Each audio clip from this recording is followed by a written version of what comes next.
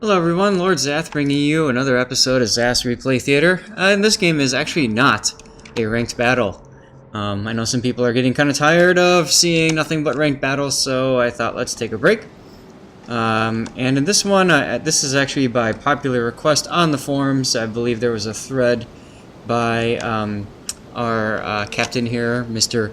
Ensign Cthulhu, wanting to learn more about the Fiji.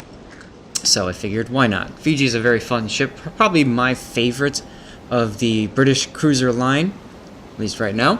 And I don't know, I might even say it's more fun than Belfast, although Belfast is a special kind of fun. So what makes it so fun? First of all, it's very similar to the Leander in that it's got your 6-inch AP firing only guns. However, it gains a barrel for each turret. That's right, folks, that means 12 guns instead of 8. And that's pretty big, right? So that means 50% greater firepower just from that alone. Then you add on top of that the torpedoes. The torpedoes are decent. They reach out to... Hold, please. I want to make sure I'm giving you guys the right info here. They're 8-kilometer torps, and of course, because they're British, you can single fire them. Now, the nice thing about this ship that separates it from Belfast is that because of the torpedoes, you're much more difficult to be charged. If you're in the smoke and an enemy ship tries to get closer to you, at a certain point, if you look on the right, you see where it says, "Can I move?" Yes, I can. Nope, it goes away. Ah! Come back! Okay. When it says, after firing main guns in smoke, 5.4 kilometers. So that's the detection radius. If you're in smoke and firing your guns, if you get detected, that means that there's something that's 5.4 kilometers nearby. And the nice thing is that you get like a battleship that's charging you, or even a destroyer, and you know it. You stop firing once they get to about, 5.6 kilometers or something. And then switch to torpedoes, and you might be able to nail them right in the face. You got secondary batteries that can fire too, by the way, and smoke for no fear. So that's good. Now, quick feedback: always run premium consumables if you can afford it. If you've got a premium account, to be honest, there's no reason you can't afford it. I personally would rather run premium consumables and play an extra battle or two in order to be able to afford the next tier ship than skimp out on my consumables to save some money. Because that's 22,500 credits. I know it adds up pretty quick to something obnoxious like, 90,000 credits or 91,000 in the Fiji's case, but you do definitely want premium repair party. You definitely want premium smoke. You might be able to get away with regular damage control party. You can probably get away with regular hydroacoustic party, hydroacoustic surge. So just something to think about. Also, you're not running any flags. If you're grinding the ship, I would recommend a camo that adds 100% XP. It looks like this is just the standard +4 to dispersion, -3% concealment. So I might recommend a XP boosting camo. Hello, kitty. Along with some flags. Flags that are really good for the Fiji would be the flag that adds to the repair party's abilities. I think that's called like India Delta. The flag that reduces fire time is actually pretty useful. The flag that reduces consumable reload time, November Foxtrot, is useful. Sierra Mike, the speed flag, is useful. You could choose to buff your secondaries. The ramming flag is actually pretty fun on these because the ramming flag, pretty much all damage that's done through ramming can be healed. So ram something and then just heal it back and laugh while you walk away with a Die Hard. So that's a possibility too. Anti-air is okay. I don't know that you need to buff the anti-air. You could also choose to buff the flood chance of the torpedoes, although these torpedoes are more kind of a finisher weapon as opposed to trying to get your target flooding. All right, so let's take a look here at the matchmaker. This is a tier 7 game, so you are top tier, Ensign. Congratulations. You've got a few enemy battleships. The Gneisenau's are going to be your main concern. Captain Jack Sparrow is a good player too. No, that's a different Captain Jack. Okay, never mind. I don't know about this guy. Let's see. Who else? You've got an October. This is going to be tough for you because it's got pretty good armor. Pretty much all the battleships, because you can fire only AP, you're going to have to be hoping that they give you broadsides and you can hit them in the superstructure. Bow on, you can still try to hit them in the superstructure, but it's much more difficult.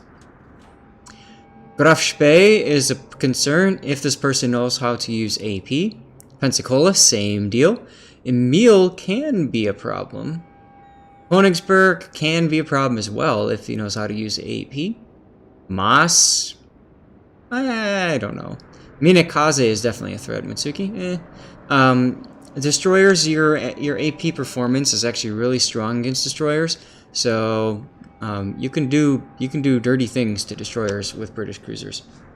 Now, your initial placement, I would suggest, especially because this is standard battle, I would suggest that you place your ship at the beginning over here.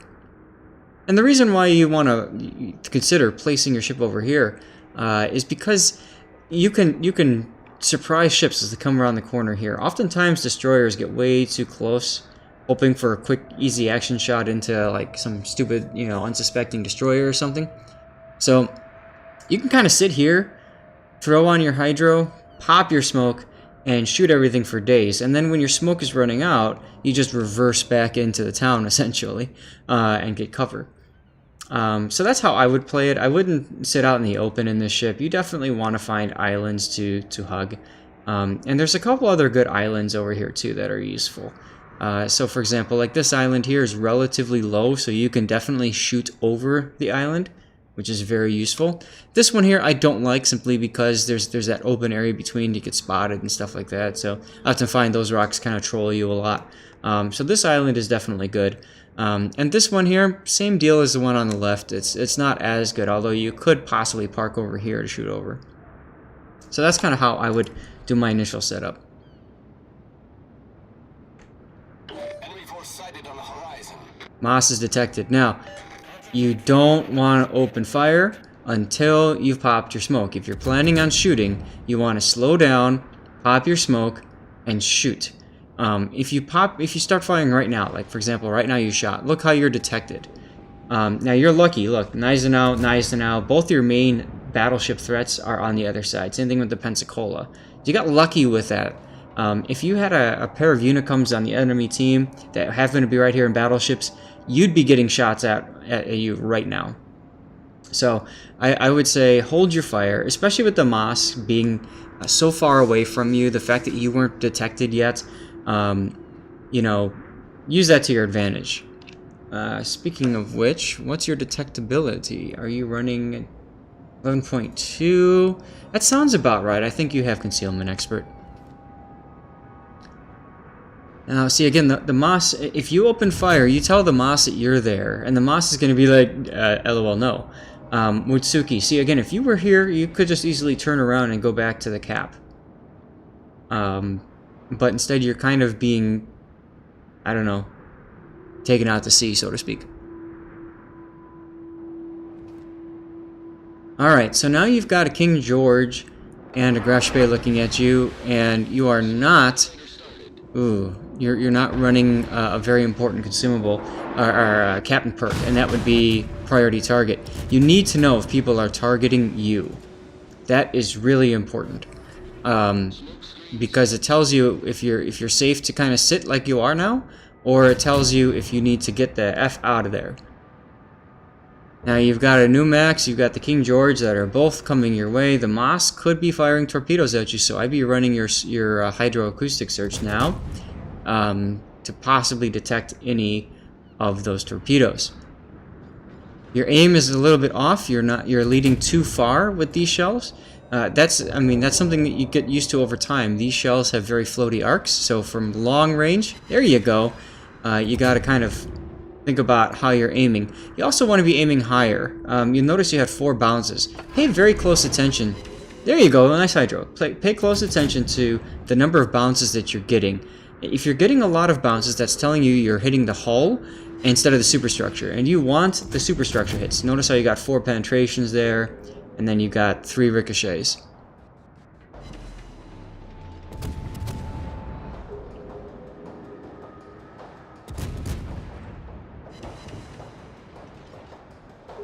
Now you gotta keep an eye on your smoke. You're at 30 seconds, so what you should be thinking now is, how do I want to exit this smoke?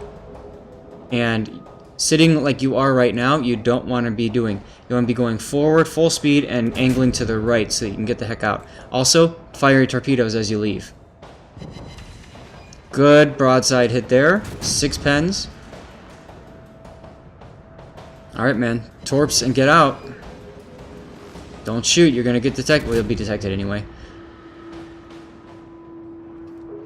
Yeah, so you waited too long to realize that you're out in the open. Shoot the Graf Spee. Shoot the Graf Spee. He's the bigger threat.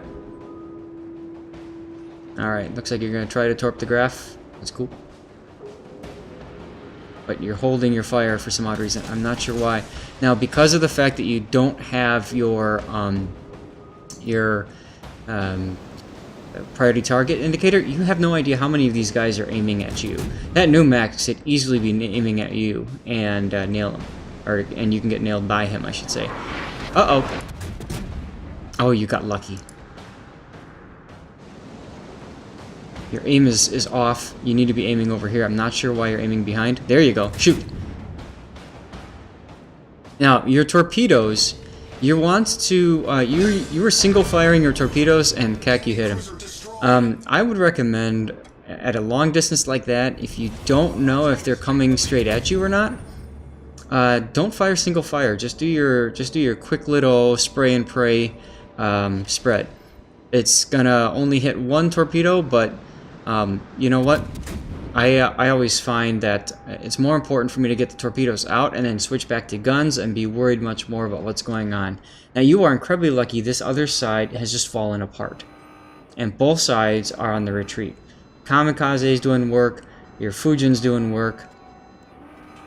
Shiratsuyu is charging down the middle for whatever reason.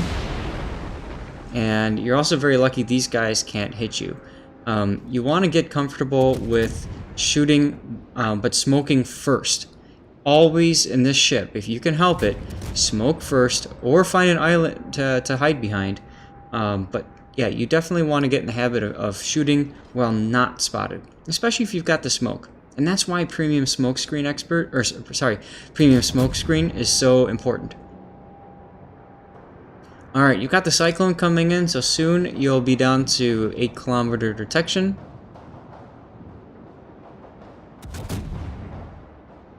It almost looks like you're not zoomed in all the way, too. I'm not sure. You might want to consider being more zoomed in as you are using your binocular view. Now, I would not... Nope, I wouldn't smoke here. And the reason why, look at the... This guy's gonna probably sail away from you. The October is charging the Fujin, and pretty soon, guess what? You're not gonna you're not gonna have vision on either of these 2 battleships.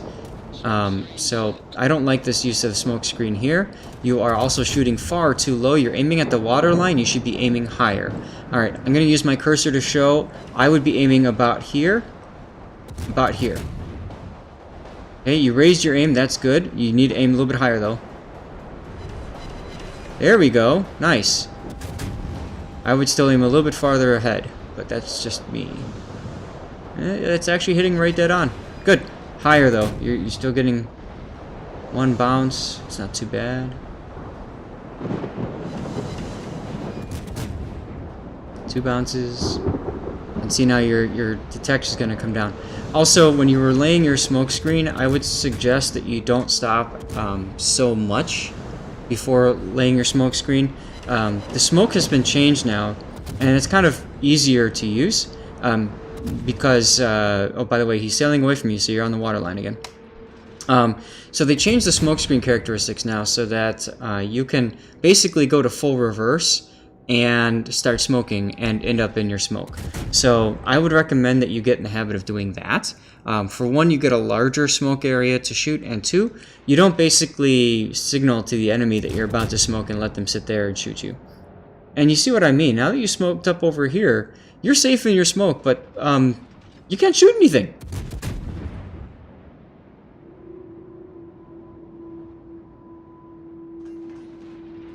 Now, I would be heading this way. I'd be heading towards their cap at this point. I mean, you could chase too, like you're doing, but you know, yeah, see. You just knew that these guys were going to die. Or this guy was going to die. So, you might as well just head towards their cap. Who are you going to fight? Königsberg, you can nail that guy. The Gneisenau was coming back, but he just got spotted on this side, so you know that this flank is pretty much safe for you. So I would be getting aggressive. I'd be staying very close to the Fujin. Use the Fujin for smoke. You can see you're out of smoke now. But use the Fujin for smoke if you want. That's fine. And what I'm going to do is I'm going to speed up the battle simply because, well, we're not seeing much on your end here. For some odd reason, you are taking a victory lap around Two Brothers. Okay, there we go. Now see, the Moss just killed the Fujin. If you had been with that Fujin, you could have supported him. And instead, the Moss just got himself killed. Or the Moss just killed the Fujin. Now, did you see that on the minimap? The Gneisenau was last spotted coming this direction. That's real dangerous for you. Moss is dead. If we see you running into that Gneisenau, that's going to possibly be trouble. Oh, here it comes.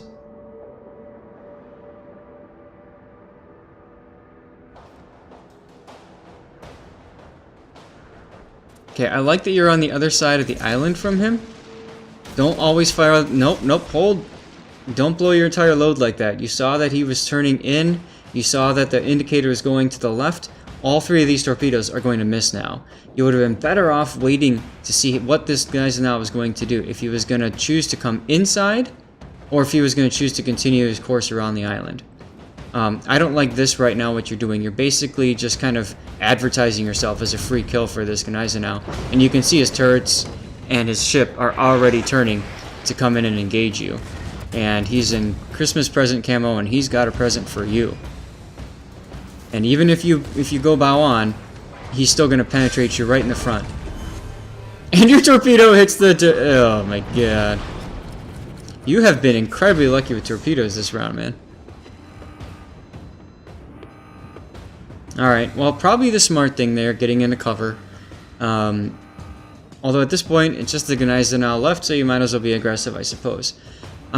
So what can I leave you with for feedback? The first thing is, if you're going to shoot an enemy, number one, do it from the relative safety of your own smoke. Two, don't be afraid to support your team and stay with your teammates. And number three, freaking please run your premium consumables. Alright? Will you get the kill? I don't think so. Nope, he's turning. Ah, you got the gun kill anyway. Alright, well, Mr. Instant Cthulhu, thank you for sending that replay in. I hope my commentary can help. There's other Fiji replays to check out. Please have a great day, and everybody, thanks for watching. And let me know, are you getting tired of ranked battle replays? Do you want to see more of them? Personally, I'm continuing my own struggle with ranked. So, you know, I'm happy to continue doing those. And I can continue trying to bring in guest commentators as well. So, thanks everybody. Have a great day.